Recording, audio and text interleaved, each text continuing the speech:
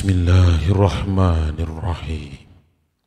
Wa qur rabbi a'udzu bika min hamazatis syayatin wa a'udzu bika rabbi an yahdurun.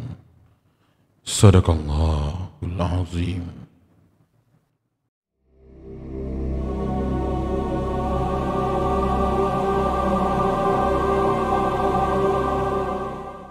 Bismillahirrahmanirrahim. Allahumma salli ala Sayyidina Muhammad. Allahumma salli ala Sayyidina Muhammad.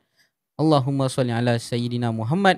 Assalamualaikum warahmatullahi wabarakatuh. Salam sejahtera. Selamat kembali ke podcast Kamar Mang. Anda bersama dengan Acap, si tukang cerita sekali lagi, yang akan menyampaikan pelbagai kisah seram, kisah misteri dan juga kisah mistik untuk anda semua para penggemar kisah-kisah tersebut. Jadi kepada anda yang dah like, share dan subscribe channel podcast Kamar Mang ini, Acap ucapkan jutaan terima kasih. Dan kepada anda yang mungkin baru jumpa dengan Acap ucapkan selamat datang, dan Acap harap anda suka dengan konten-konten yang telah Acap sajikan untuk anda. Jadi sekali lagi Acap ingin tegaskan di sini, kisah-kisah yang Acap sampaikan ini adalah kisah-kisah yang disampaikan oleh subscribers, kisah-kisah yang daripada blog-blog kisah seram, daripada sosial media yang Acap rasa bagus untuk diketengahkan, untuk disampaikan kepada anda.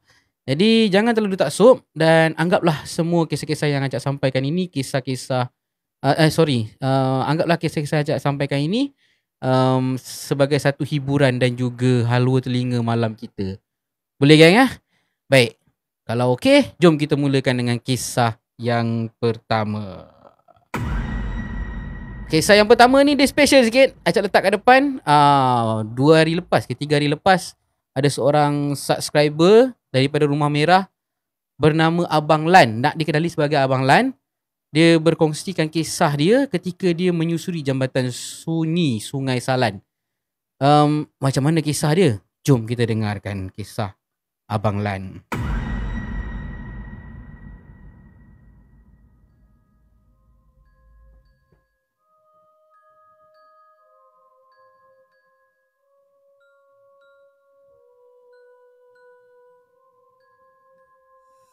Bismillahirrahmanirrahim. Assalamualaikum warahmatullahi wabarakatuh, Bro Acap. Nama saya Lan. Kisah ini berlaku sekitar tahun 1998, Cap. Masa tu umur abang baru 18 tahun. Lepas habis SPM, abang kerja dekat KFC Jerantut, buat part time je dekat sana. Abang tinggal di hostel yang disediakan majikan. Bila ada cuti off day, abang akan balik ke rumah keluarga abang lah di Felda Jengka, Pahang. Lebih kurang 35 km jauhnya daripada Jerantut. Tempat abang kerja tu, KFC Jerantut, dan Felda Jengka ni jaraknya agak 35 km macam itu. Jauh tu.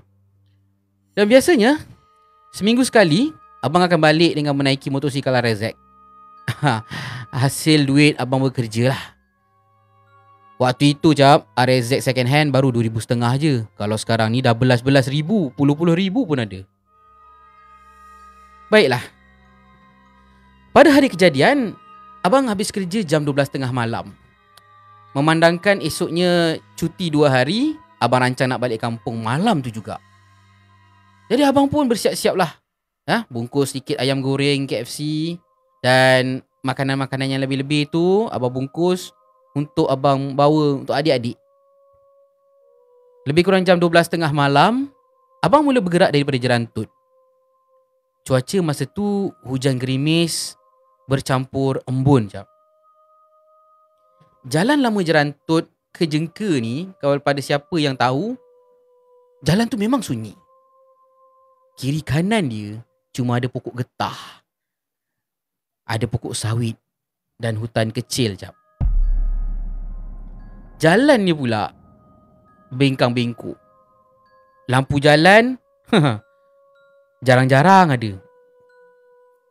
Selepas abang melepasi jambatan Sungai Pahang, entah kenapa motosikal abang tiba-tiba semput dan enjinnya mati, Jap. Masa ni dah seriau. Abang berhenti dekat sebuah pokok kayu lama di tepi jalan. Dan di situ ada pondok. Pondok yang macam dah lama sangat tak digunakan, Cap. Waktu itu hujan masih renyai. Jadi abang membungkuk, menunduk, buka plug.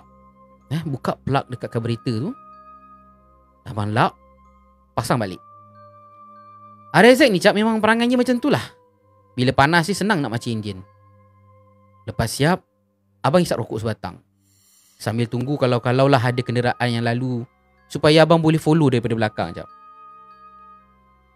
Entah kenapalah masa di tengah hisap rokok tu, boleh pula abang teringat yang jambatan lama yang abang lalui, iaitu jambatan Sungai Salan. Jambatan tu jambatan macam Bailey Bridge zaman 50-an tau cap. Panjang dia lebih kurang 30 kaki je jambatan tu. Jambatan tu muat-muat satu kereta je. Orang panggil jambatan tu Jambatan Salan. Dulu ramai orang guna, tapi sekarang dah jarang lah sebab ada jalan baru kan. Masa tu boleh teringat pula cerita orang kampung. Katanya dekat jambatan tu orang selalu jumpa wanita bertelekung putih. Bukan sahaja sekadar jumpa, wanita tu juga turut menumpang motosikal orang lelaki yang lalu dekat situ pada lewat malam.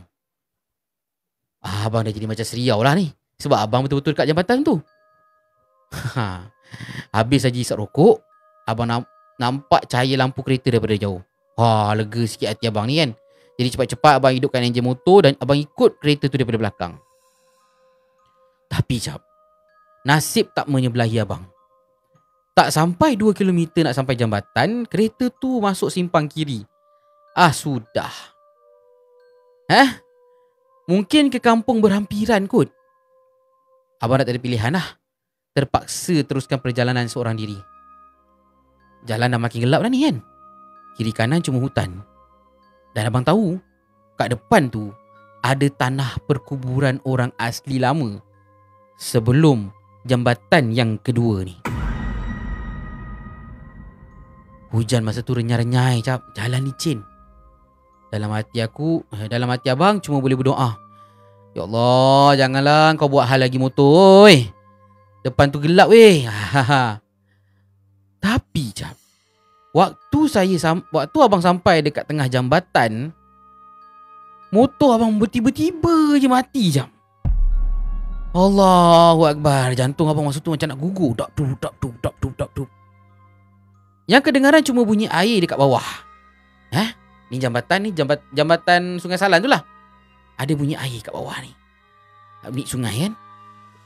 Dan dalam suram cahaya itu, tiba-tiba abang terbau wangi bunga cempaka jap.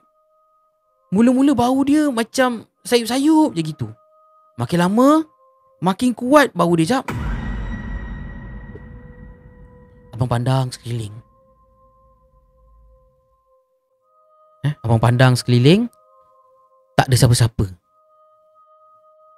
Cumanya abang perasan dekat hujung jambatan sana ada macam satu lembaga hitam sedang memerhatikan abang daripada kegelapan ni cap.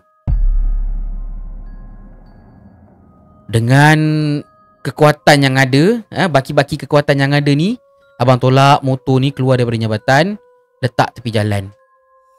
Menggigil-gigil abang masa tu cap, buka plug lagi sekali. Tangan yang gigil, lap plug tu. Lepas tu pasang balik. Mujur hujan pun dah berhenti. Tapi kabus tebal. Kabus tebal mula menyelubungi kawasan tu cap. Dan bau bunga cempaka tadi tu makin lama makin kuat. Dan kali ni abang rasa macam ada seseorang yang berdiri betul-betul dekat belakang abang cap. Di hujung mata abang ni, nampak lihat macam ada kelibat dekat belakang badan abang ni. Masa tu cap, abang ni menggigil. Bacalah surah apa-apa yang abang ingat. Masa tu, seingat abang baca ayat kursi dengan 3 kul. Berulang-ulang kali abang bacakan. Dan Alhamdulillah cap, saat benda tu, lembaga itu mula datang menghampiri abang, dari jauh abang nampak ada satu cahaya lampu. Ya Allah cap, leganya hati bila ada Satu motor Honda C70 dengan dua lelaki yang sedang membonceng motor tu, yang sedang menunggang motor tu lah. Maknanya seorang bawa motor, seorang bonceng lah kan. Dia orang berhenti dekat depan abang. Dia orang tanya, ni kenapa balik tengah-tengah malam ni, lalu jalan ni, kan? Jadi abang pun tanyalah dekat dia orang, abang daripada mana ni? Kita orang baru balik mengail ikan, dia kata dia. Lepas tu salah seorang daripada mereka ni, daripada mereka berdua ni tengok motor abang. Dan alhamdulillah diorang bantu untuk abang settlekan enjin motor, dan enjin motor pun hidup balik. Jadi sebelum mereka beredar tu Cap, salah seorang daripada mereka ni sempat pesan dengan abang. Kata dia, ni bro, kalau kau balik malam-malam lagi lalu jambatan tu, apa-apa jangan pandang belakang. Kau bau apa-apa, kau dengar apa-apa, kau rasa apa-apa, kau jangan sesekali pun pandang belakang. Sebab takut dia ikut kau balik bro. Aku pun angguk-angguk je lah, kan. Walaupun aku tak faham apa benda yang dia cakap tu, apa benda yang ikut balik. Abang start enjin motor bang. Abang start enjin motor jap, terus abang balik rumah. Jadi abang teruskan perjalanan, abang bawa pelan-pelan motor ni. Dalam sama cahaya bulan tu Cap, abang perasan ada sesuatu dekat atas bukit di tepi jalan sebelah kiri Cap. Benda tu bergerak pelan je. Dia bergerak seiring dengan laju motor abang ni, seolah-olah dia mengikori abang daripada jauh. Dan yang paling mengerikan adalah bentuk dia tu seolah-olah sama seperti bentuk lembaga yang abang nampak dekat jambatan tadi Cap. Jadi betul lah, sebab masa kat atas jambatan tadi tu abang pusing ke belakang. Halah, dia ikut abang balik ke? Jadi abang cuba abaikan, kan? Tapi bulu roma abang ni Cap dah berdiri tegak semua ni, kan? Sejuk menjala sampai ke tengkuk dah ni. Tak jauh daripada Sempang Jengka tu Cap, dalam lebih kurang 2 km lagi, motor abang boleh semput balik Cap. Aduh. Kali ni abang dah tak berhenti. Abang pulas minyak sekuat hati. Pulas minyak tu sampailah kat depan rumah. Jadi Cap, tak pernah-pernah abang balik rumah 35 km tu 3 jam. Hari tu 3 jam abang baru sampai rumah. Abang sampai rumah lebih kurang jam 3 pagi. Jadi abang terus masuk bilik, mandi, tidur tanpa cerita apa-apa pada keluarga. Sebab masa tu adalah ayah, mak terjaga bila abang balik kan. Jadi abang tak tidur, tak ceritalah dengan dia orang. Abang terus tidur je kat dalam bilik. Tapi dalam tidur tu Cap, abang ingat dah settle lah ni, dah settle dah, tak ada apa. Dalam tidur tu Cap, abang mimpi seorang wanita tua duduk dekat atas jambatan sambil memanggil nama abang. Suara dia lembut je Cap. Dia panggil, Lan, baliklah Lan. Mak tunggu kau Lan.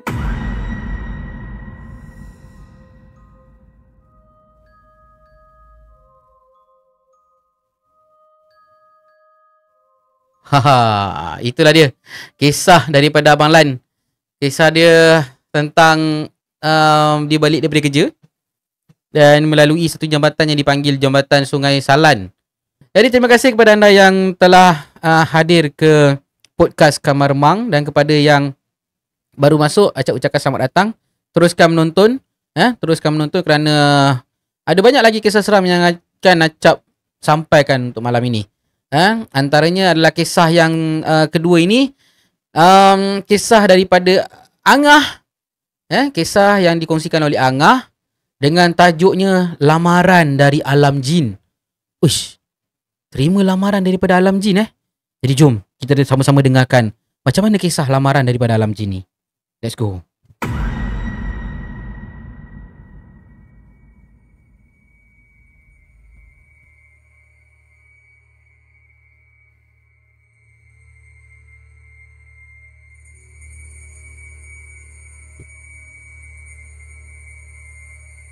Assalamualaikum warahmatullahi wabarakatuh. Selamat malam Acap dan salam sejahtera kepada semua pendengar Kamar Remang sekalian.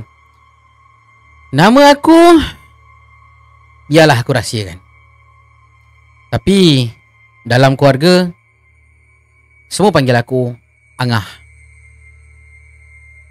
Kisah ini berlaku masa aku baru habis matrikulasi. Kalau tak silap aku tahun 2010 kot. Masa tu aku belum kerja lagi. Malas kau nak cari kerja pun ada juga, Cap. Tapi sekurang-kurangnya aku tolong mak aku urus rumah. Sebab mak aku kena jaga tok ki aku yang tengah sakit terlantar, Cap. Siang hari aku buat rutin yang sama. Bersihkan rumah, bakar sampah, siram pokok bunga. Tengah hari pula aku tolong mak aku masak. Dan pada waktu siang ni lah, memang heaven sangat lah. Rumah sunyi. Yelah, ayah, abang pergi kerja, adik-adik pula sekolah. Aku seorang je kat rumah. Memang tenang sangat lah. Tak ada siapa nak kacau aku. Aku ingat lagi, masa tu Facebook baru nak naik. Kerja aku setiap hari selfie depan cermin pakai Samsung Colby. Lepas tu tukar profile picture. Macam biasalah, kalau zaman-zaman ni baru-baru buka Facebook, selfie yang muncul. Macam tu lah kan. Rasanya macam dah cantik habis lah ni. Padahal kamera pun blur. Selepas sebulan honeymoon dekat rumah, ada benda pelik mula jadi kepada aku. Semua bermula pada satu malam ni. Aku baru balik makan dengan kawan-kawan aku. Sampai dekat rumah pukul 11 malam. Jadi aku dengan tak mandi, dengan tak apanya, dengan tak ambil wuduk, terus naik atas katil tidur. Dan malam tu aku bermimpi. Ada seorang lelaki, dia datang kepada aku. Rupa dia memang kacak. Kacak. Kulit dia cerah, berserban, muka dia bujur sirih, kan? Macam putera Arab zaman dulu. Dia pandang aku dan dia tersenyum kepada aku. Dia cakap dia nak berkawan dengan aku. Tapi aku tolak dengan sopan, sebab aku tak kenal dia. Tapi malangnya, malam demi malam, mimpi tu berulang. Berulang setiap malam. Dia datang dan setiap malam jugalah dia melamar aku. Dan setiap malam jugalah dia kena reject. Aku menolak lamarannya. Sampailah pada malam yang ke-7. Dia pandang aku lama-lama. Cak, dalam mimpi tu dia pandang aku lama-lama, sebelum suara dengan nada yang perlahan tapi tajam. Dia kata, "Kau dah tolak aku 7 kali. Maka jangan sesekali kau ceritakan hal ini kepada manusia." Dia cakap macam itu. Jadi aku pun tersedar, kan? Tapi aku anggap benda tu mimpi dan aku tak ambil serius pun. Besoknya besoknya aku ceritakan pada mak aku.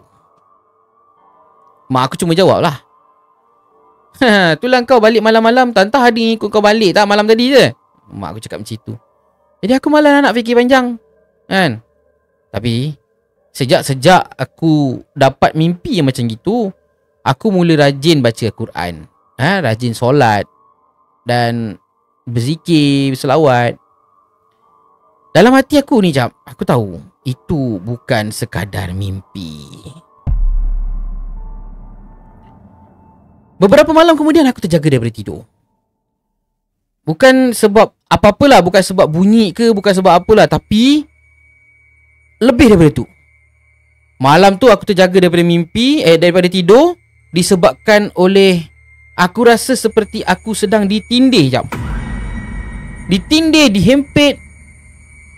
Aku kuatkan badan aku dan aku cuba buka mata aku pelan-pelan. Bila aku dah buka mata, dekat atas badan aku ni, Cap, ada satu makhluk. Kulit dia hitam berbulu, mata dia merah. Gigi dia, Cap, panjang macam taring gajah. Dan dia tutup mulut aku. Kemudian dia marah aku. Dia cakap, "Kenapa kau cerita dekat ibu kau? Kenapa kau cerita dekat ibu kau, wahai manusia?" Aku cuba nak jerit, Cap, tapi tak mampu.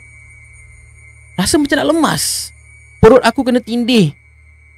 masa tu air mata aku keluar tanpa aku sedar. Entah apa kekuatan yang aku ada, aku jerit Allahu Akbar, dan tiba-tiba dia puff, makhluk tu hilang jap. Aku terus keluar daripada bilik, aku menangis sambil ketuk pintu bilik mak dengan ayah aku. Mama, ayah. Mama, ayah, tolong, ada benda ikut Anga, ada benda ikut Anga. Jadi ayah cakap dengan aku, kau ni apa hal ni? Kau ni apa hal ni? Kau kena campur ke apa kan? Jadi mak aku ni peluk aku, tenangkan aku. Dan ayah aku pula terus capai kunci motor, lari pergi rumah imam.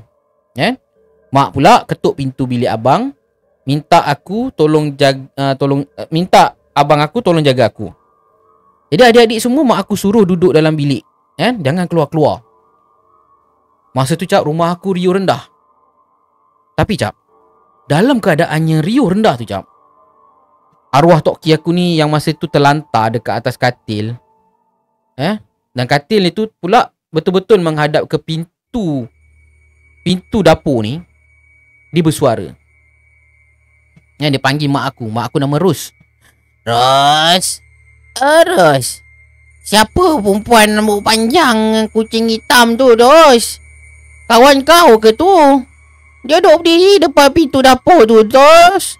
Oh, Ros, bawalah dia masuk, Ros. Ya, dia kat luar tu sejuk. Kat luar tu, Mak aku terdiam. Datang mana pula kawan malam-malam buta ni? Mana ada orang? Mak aku berlari pergi dekat Tok Ki aku dan dia tenangkan Tok Ki aku. Ayah aku pula belum balik lagi. Aku dah makin menggigil. Selang beberapa minit, ayah sampai dengan imam masjid kampung ni lah. Imam Malik nama dia. Dia datang dengan kain pelikat, dan lepas tu dia cakap dengan mak aku, boleh tolong ambilkan saya satu jug air tak? Mak aku pun ambil jug, isi air, bagi dekat ustaz ni, dekat imam lah. Jadi imam ni membawa jug air tu pergi dekat depan, dan dia merenung ke arah aku. Tajam dia renungan dia. Tengok dekat aku kan. Lepas tu dia baca ayat suci Al-Quran. Dia ambil air tu, dia percik kat muka aku. Pam! Terus aku pengsan jap. Dan bila aku sedar, aku terbaring dekat dalam bilik. Mak aku cerita balik apa yang jadi.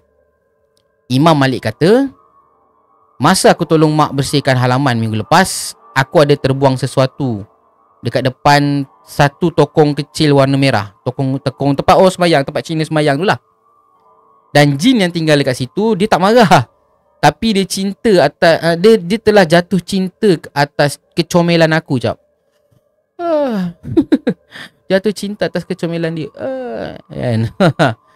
Dan jin yang jatuh cinta kepada aku ni ketua kampung kat situ. Jadinya dia datang dalam mimpi aku, dia nak melamar aku. Dia datang melamar aku 7 hari 7 malam berturut-turut. Tapi bila aku tolak dan aku ceritakan pada mak aku, dia marah. Jadi dia hantarkan kadam dia. Kadam dia tu lah dia, si mawas hitam yang menghempap aku tu. Tujuan dia hantar mawas tu adalah untuk menghukum aku. Kan? Tapi katanya ada satu jin perempuan. Ini dah macam cinta. Katanya ada satu jin perempuan.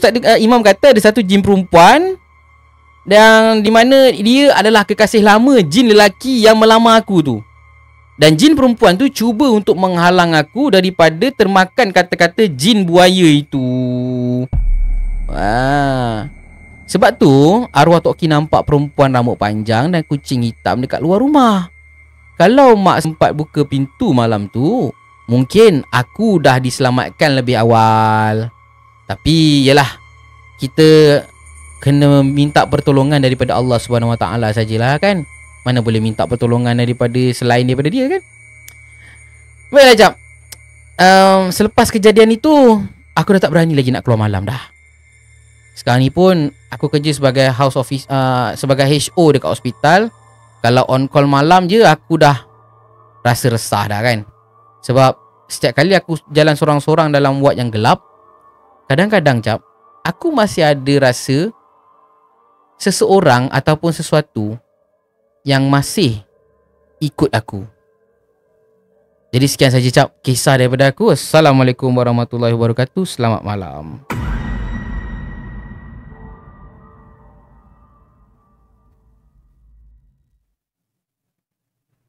Jadi kita teruskan ke kisah yang selanjutnya. Kisah ini datang daripada, kisah ni Acap ambil daripada blog Kisah Seram. Kisah tentang pengalaman seseorang yang bertugas di unit forensik. Dia nak kongsikan pengalaman dia. Pengalaman dia pendek saja, tapi boleh kata bila Acap baca cerita ni boleh remang jugalah. Kisah daripada dia tak tuliskan nama dia siapa, tapi kisahnya bertajuk Peti Mayat Wanita Bersuara. Jom kita dengarkan.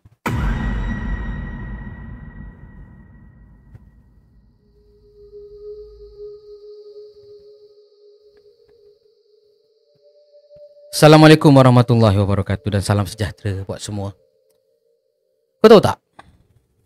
Kerja aku ni kadang-kadang bukan tentang nak kuatkan semangat tau, tapi lebih kepada nak kuatkan hati. Sebab apa? Aku kerja dalam bilik forensik. Kerja dalam bilik forensik ni bekerja dengan mayat. Dan bukan semua yang jadi mayat tu betul-betul jadi mayat. Kadang-kadang diorang boleh jadi benda yang kita tak sangka. Baiklah, aku ni bekerja sebagai pembantu perubatan di unit forensik di sebuah hospital di Semenanjung Malaysia. Dah 3 tahun lebih lah aku bekerja dekat situ. Kerja aku uruskan jenazah, isi dokumen, simpan jenazah dalam peti. Kadang-kadang bantu doktor masa bedah siasat. Aku ni dah biasalah tengok mayat yang macam-macam. Cumanya ada satu malam ni yang bila aku tengok jenazah ni sampai sekarang masih buat aku tak boleh nak tidur. Aku duk teringat dia. Susah betul aku nak lupakan kejadian malam tu. Dan jenazah ni dikatakan mati akibat menamatkan riwayatnya sendiri. Mangsa adalah seorang wanita muda. Kita bagi nama dia Anne je lah. Dan menurut laporan polis, Anne meninggal dunia kerana apa nak ganti nama dia ni? Anne meninggal dunia disebabkan oleh apa nak cakap kata ganti tu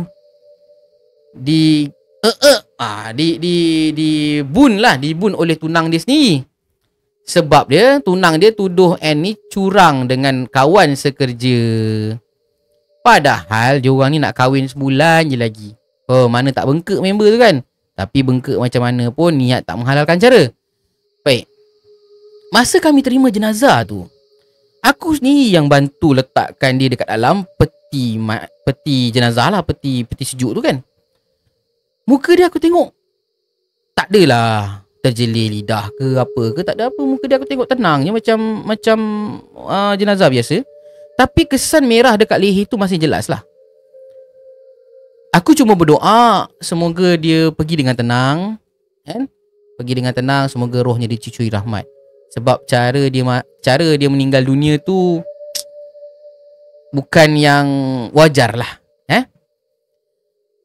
Malam tu waktu aku bekerja, lebih tepat lagi waktu maghrib. Masa tu aku dengan kawan aku tau, nama dia Haris. Kita orang tengah siapkan laporan kerja kami lah. Tengah siapkan laporan kerja kami. Bilik tu memang sunyi. Dan aku cuma dengar bunyi kipas dan bunyi aircon di kat dalam. Tapi masa tu tengah sibuk-sibuk buat kerja. Haris ni dengan earphone dengan earphone kat telinga sambil buat kerja gitu. Tiba-tiba aku dengar suara perempuan menangis.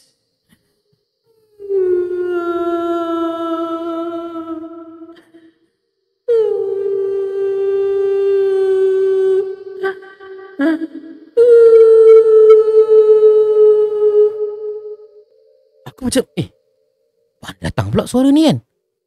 Aku cek handphone aku. Handphone aku off, handphone aku lock screen, tak ada buka cerita-cerita apa ke. Aku check dekat Haris, mana tahu Haris buka cerita hantu. Tak ada juga. Kan? Mungkin perasaan aku je lah. Aku pun sambung kerja. Bila aku sambung kerja, kali ni aku dengar lagi suara sayup-sayup. Sayang, maafkan saya sayang.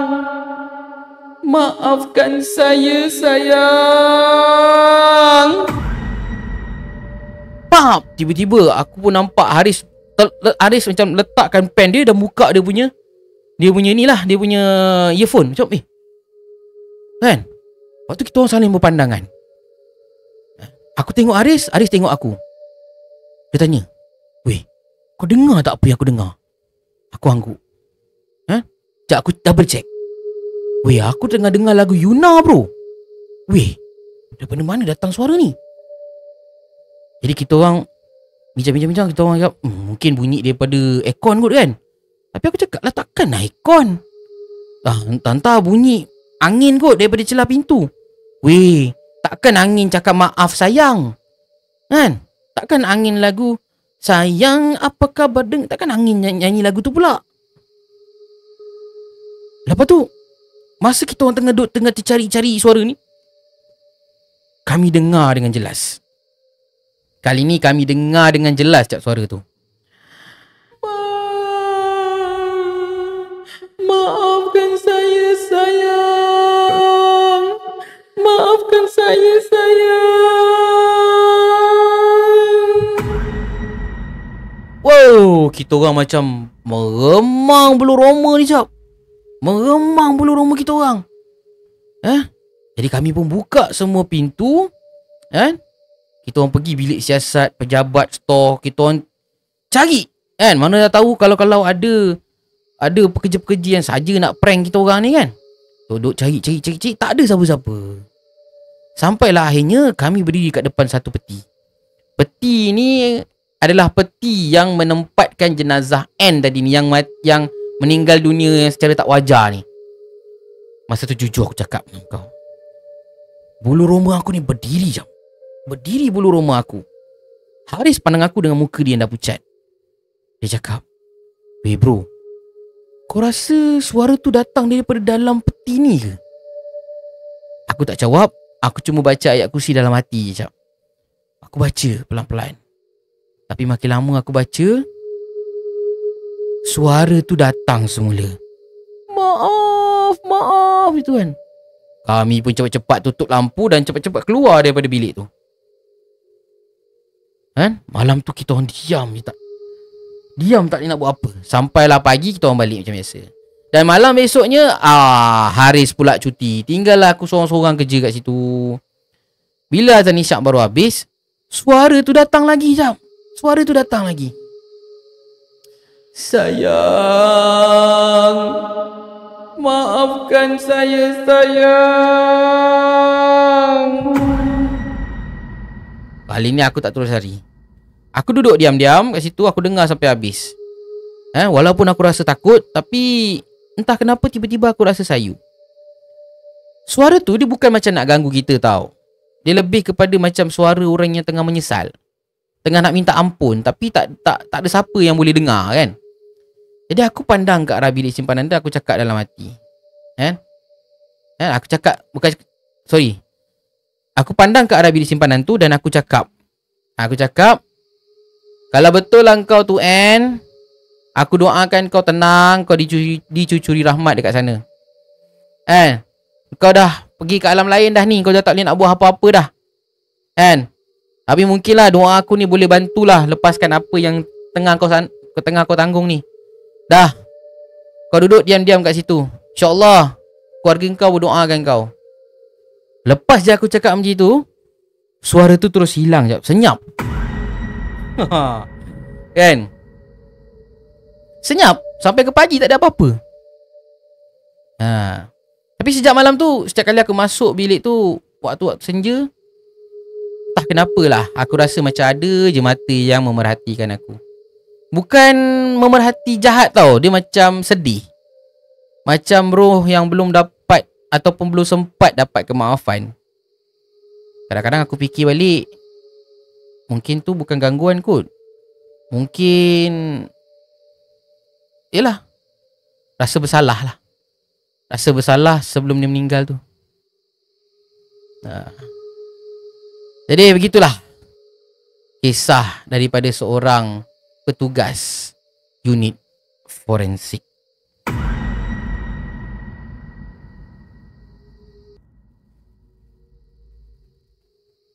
Baiklah, jom kita ke kisah yang selanjutnya. Kisah yang keempat pada malam ini, kisah tentang sihir. Disampaikan oleh Dewi. Bukan. Tak tahu ni cerita daripada siapa. Anonymous juga. Kisah ni Acap ambil daripada blog Kisah Seram, tapi dia tak ada tulis nama penulis kat sini. Jadi jom kita layan kisah yang bertajuk Suami Aku Kena Sihir. Jom kita dengarkan.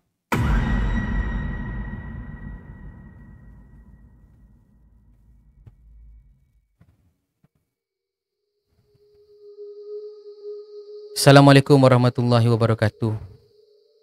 Waktu aku menceritakan kisah ini, aku masih sedang dalam rawatan. Kisah dia begini. Aku ni tak pernah percaya pada sihir. Bagi aku, kalau sakit, pergi klinik, makan ubat, baik. Tapi malam itu, semua kepercayaan aku runtuh.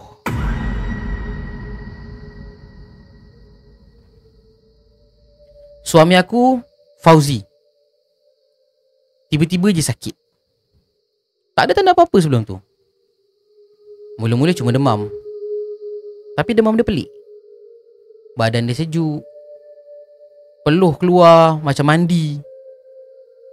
Dan yang paling teruk sekali, mata dia macam bila memandang tu kosong. Macam tak tahu, macam selalunya kalau dia tengok aku, dia senyum, dia belai aku, dia berborak dengan aku, tapi dia macam termenung.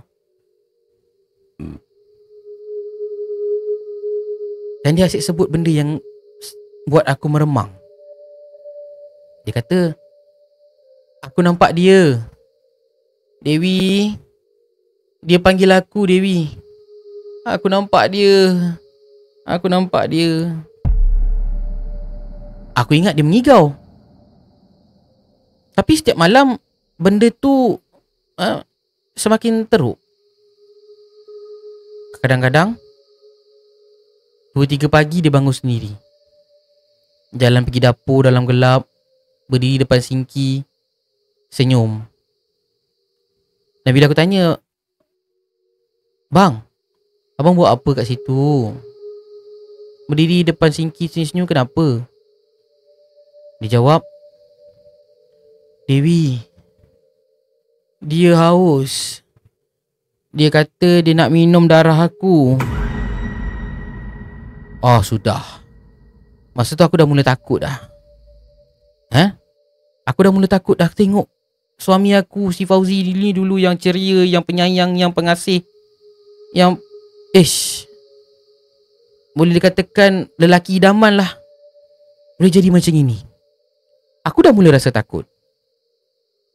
Aku bawa dia pergi klinik jumpa doktor. Doktor kata itu cuma tekanan dan dia mungkin kurang tidur lah. Tapi tak lama lepas tu, aku nampak dekat belakang leher dia macam ada kesan lebam.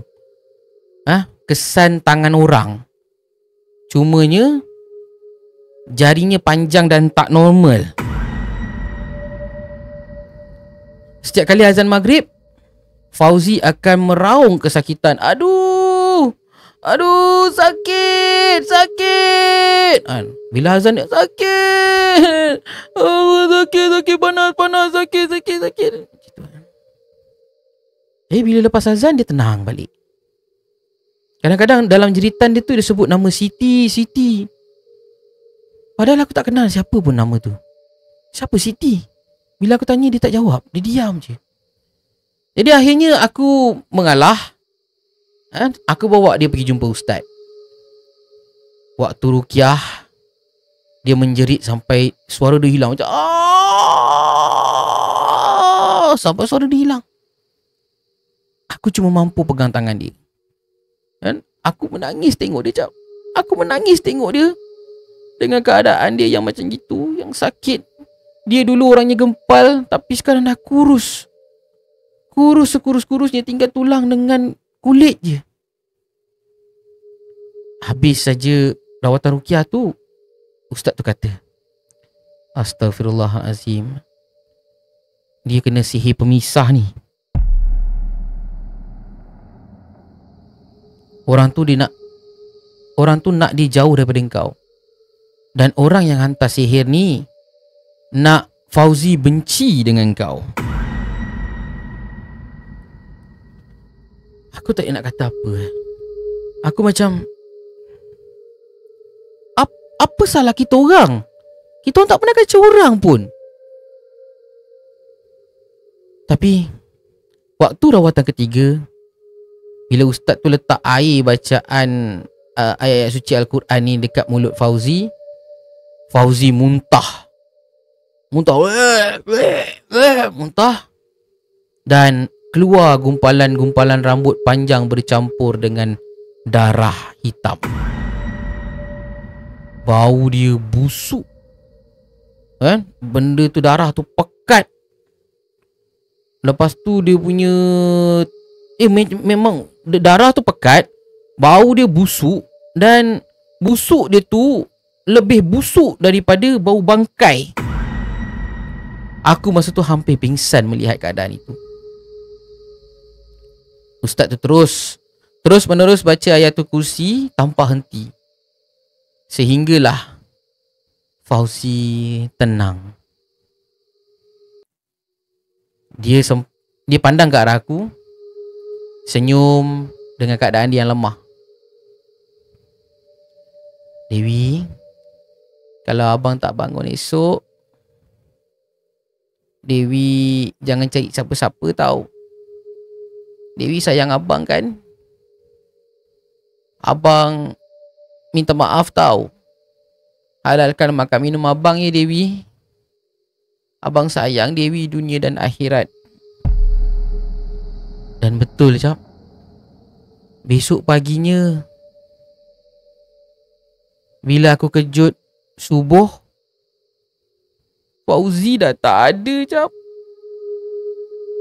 Nafas dia dah tak ada, badannya dah sejuk. Tapi dia sempat betulkan keadaan tubuhnya dan berkiam. Tenang aku lihat mukanya. Dia pergi dalam keadaan yang tenang sekali, Cap. 3 hari selepas pengebumian Fauzi, aku terima mesej daripada nombor yang tak dikenali. Dia hantar tu pendek je. Dia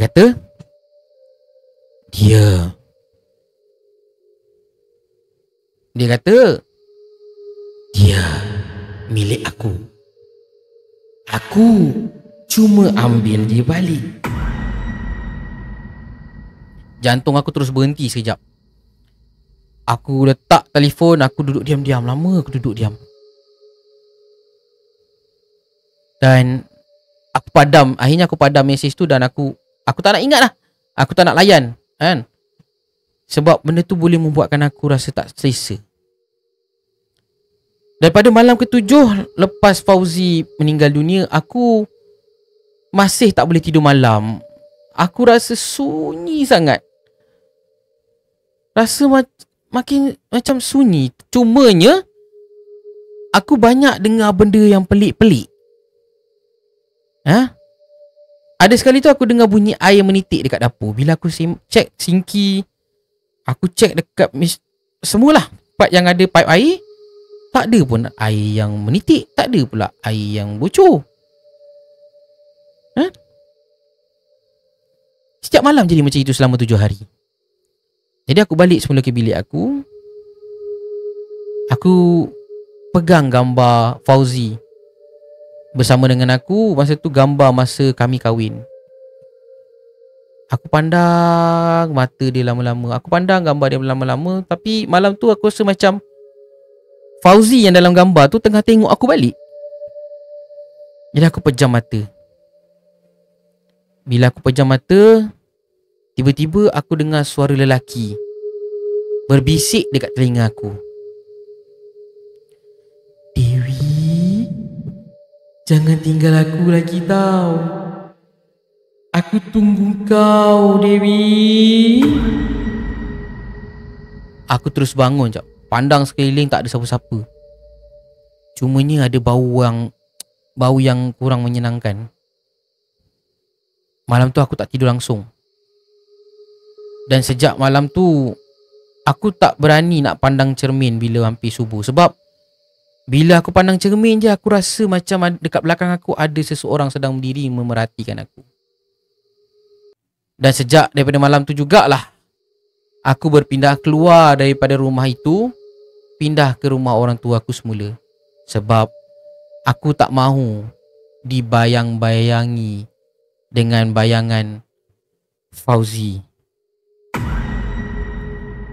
Sekian kisah daripada aku. Mohon kepada anda semua yang mendengar kisah ini, boleh tolong mendoakan saya. Boleh tolong mendoakan aku, kerana gangguan sihir itu masih ada sehingga kini.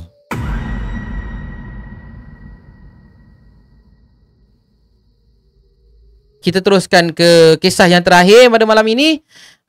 Kisah yang dihantar oleh kisah yang dikongsikan oleh seseorang bernama anonymous juga. Tapi cerita ni tentang seorang wanita bernama Siza. Tajuk kisahnya Ilmu Kebatinan dari Telegram. Let's go.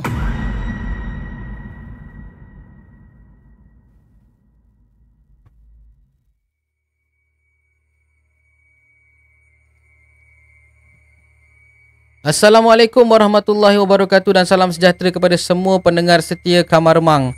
Malam ini aku nak kongsikan satu kisah benar yang agak berat untuk aku sampaikan sebenarnya. Ia tentang sihir, ilmu kebatinan dan tipu daya manusia yang bertopengkan agama. Cerita ini aku olah semula daripada pengalaman sebenar wanita bernama Siza. Jadi kalau siapa yang tengah dengar ni, tolong pastikanlah jangan dengar sendiri. Jangan dengar seorang-seorang. Pastikan ada teman.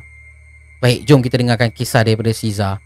Aku dalam kisah ini merujuk kepada Siza. Hai semua, nama aku Siza. Malam tu aku tengah buat kerja. Tengah busy buat kerja sambil jaga anak aku. Masa aku tengah suap anak aku makan, tiba-tiba telefon aku berbunyi. Bila aku cek, ada mesej masuk daripada nombor yang aku tak kenal. Dia masuk melalui aplikasi Telegram. Tajuk grup rupa-rupanya bila aku cek, dia adalah grup. Grup tu bertajuk Belajar Ilmu Kebatinan Melalui Alam Maya katanya. Mula-mula aku abaikan je. Aku tak layan. Tapi bila mesej tu datang berkali-kali, aku mula rasa tertarik bila aku baca kan dia punya mesej tu. Jadi aku pun balas. Aku saja nak tahulah. Tak sampai beberapa minit, dia bagi arahan. Sila bayar RM50 kalau nak jadi ahli. Dia guna bot. Dan dalam hati aku cakap, alah, setakat RM50 kan. Nak belajar ilmu kebatinan. Apalah cuba. Apalah salahnya kalau aku cuba kan. Tanpa berfikir panjang, aku pun terus buat bayaran.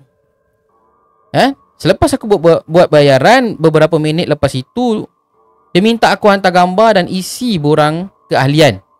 Wah, dah macam masuk kelab taekwondo pula kan. Jadi aku pun sempat juga terfikirlah, nak tanya suami aku ke tidak, ke aku nak buat dang, yang nak buat senyap je kan. Tapi bila aku fikir-fikir balik, ilmu ni berasaskan keimanan kepada Allah. Tak apalah kot kalau aku tak bagi tahu dengan suami aku. Jadi aku pun teruskan ikut apa saja arahan yang diberikan oleh admin grup tu. Okey. Pada hari pertama, aku disuruh untuk sediakan buku nota khas untuk aku salin semua amalan-amalan dan akad. Dalam ceramah ataupun tazkirah yang diberikan dalam grup tu, guru kami tu mengarahkan kami untuk wajib solat 5 waktu pada awal waktu. Dan dia pun ada juga berikan beberapa zikir dan bacaan surah tertentu untuk aku amalkan. Jadi aku rasa tenang. Solat awal waktu, ada zikir, baca surah-surah tertentu, memang tenang hidup aku. Dan Alhamdulillah hidup aku rasa teratur. Kawan-kawan aku pun tegur, dia kata muka aku pun makin lama makin berseri-seri. Masa tu aku ni makin yakin lah kan, tengah buat benda yang betul. Jadi aku pun tinggal tunggu masa je nak bagi tahu dekat suami aku untuk dia pun join sama dengan aku. Tapi jap, langit tidak terlalu cerah. 3 minggu berlalu, ada bab baru dibuka. Kali ni aku mula rasa macam ni grup apa ni rasa tak sedap pula.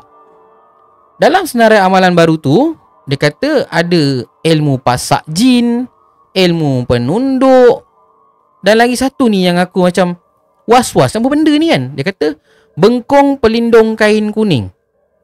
Sudah, ni apa benda pula ni? Dan guru kami, guru yang ada kat dalam Telegram ni kata semua ni untuk pelindung diri. Tapi semua ilmu yang aku katakan tadi tu kena bayar, kena beli, kena bayar mahal. Jadi aku dah mula was-was lah. Dan masa tu lah mimpi buruk aku bermula. Aku mimpi orang tua berjubah hitam datang dekat aku. Dia pandang aku dengan mata dia yang merah. Kadang-kadang aku nampak ada bayang lelaki besar berdiri dekat tepi katil aku. Dan aku bangun dan setiap pagi bila aku bangun, kepala aku akan berdenyut, dada aku sesak, peluh sejuk aku ni memang banyak macam lari maraton lah kan. Dan setiap kali aku kena macam tu, aku akan baca ayat kursi.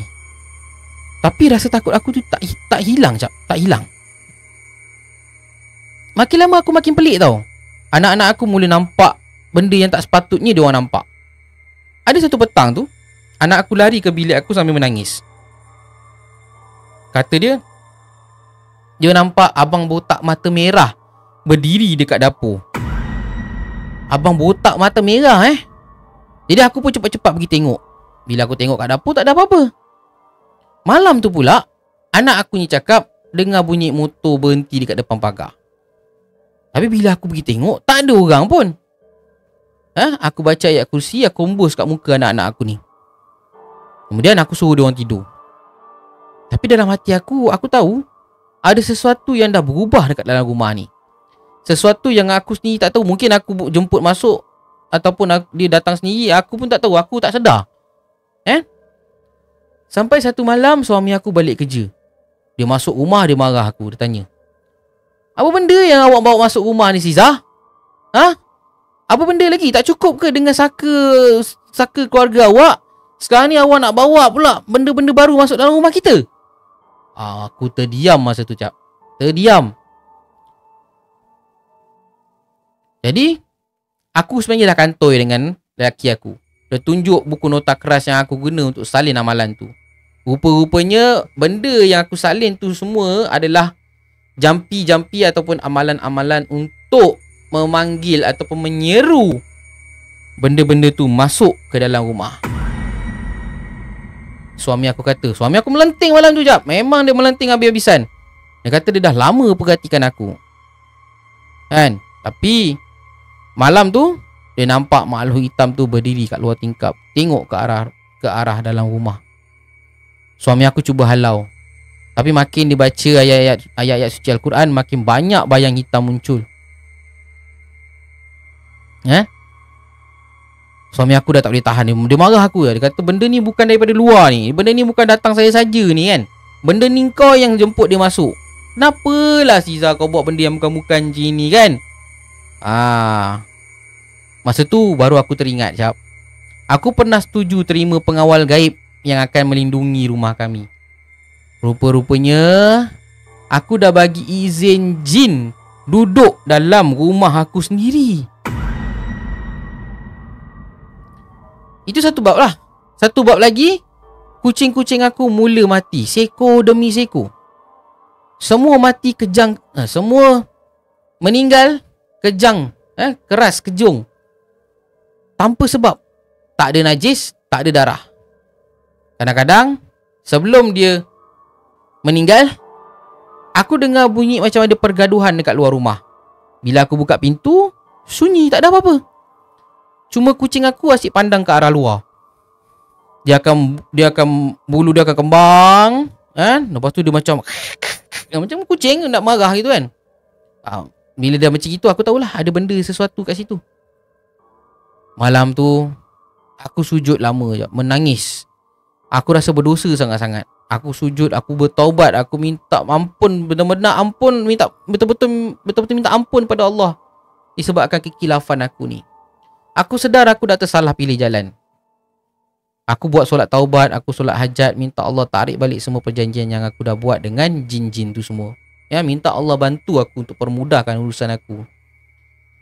Beberapa minggu lepas itu aku keluar daripada kumpulan itu sepenuhnya. Aku dah tak nak join lagi dah dengan dia orang. Semua akaun, semua nombor, semua apa benda yang berkaitan dengan kumpulan tu aku padam. Dan malam pertama selepas aku buat keputusan tu, aku boleh tidur lena. Tak ada lagi mimpi, tak ada lagi bayang hitam dan tak ada lagi bunyi motor depan pagar. Suami aku kata, rupa-rupanya kumpulan macam tu dah banyak dah.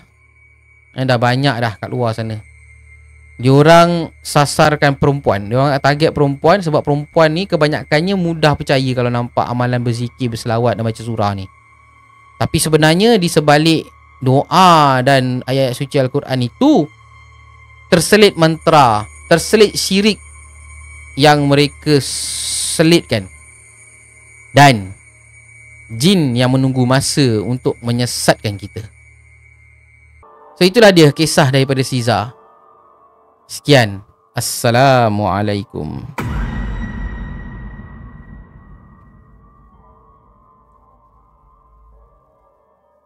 Baiklah guys, berakhirnya kisah tadi, maknanya berakhirlah sudah podcast Kamar Remang pada malam ini. Acap sekali lagi ingin mengucapkan jutaan terima kasih kepada anda semua yang telah menonton dan mendengar podcast ini daripada awal hinggalah ke akhirnya. Terima kasih banyak-banyak. Dan kepada anda yang ingin berkongsikan cerita, anda boleh hantarkan terus ke talian 01 talian Wasabi 0192523047 ataupun anda boleh ke description box. Kepada yang menonton di saluran merah, anda pergi ke description box. Ada satu link yang Acap sediakan dekat situ untuk anda kongsikan kisah-kisah seram anda kepada Acap. Dan yang berada di TikTok, anda boleh DM Acap. DM je, Acap nak share cerita macam mana, nanti Acap akan bagi link kepada anda. Okey, jangan risau. Jangan risau cerita tak seram ke apa ke, tak pandai menulis ke apa. Hantar je ikut keselesaan korang. InsyaAllah nanti Acap akan adjust lah macam mana. Kan? Acap bagi baik punya. InsyaAllah Acap akan bagi yang terbaik untuk anda. Jadi gang, itu saja untuk malam ini. InsyaAllah kita akan jumpa lagi di episod yang akan datang dengan lebih banyak kisah seram yang menarik. Dan pesanan Acap, jangan tinggal solat, banyakkan berzikir, banyakkan berselawat. InsyaAllah kita akan selamat dunia dan akhirat. Jumpa lagi nanti. Assalamualaikum warahmatullahi wabarakatuh. #seramta. Hanya penantian yang penuh rasa. Kamar Remang, tu saksi abadi, cerita hidup yang penuh duri. Takkan hilang walau ku pergi, kau kekal di sini menemani.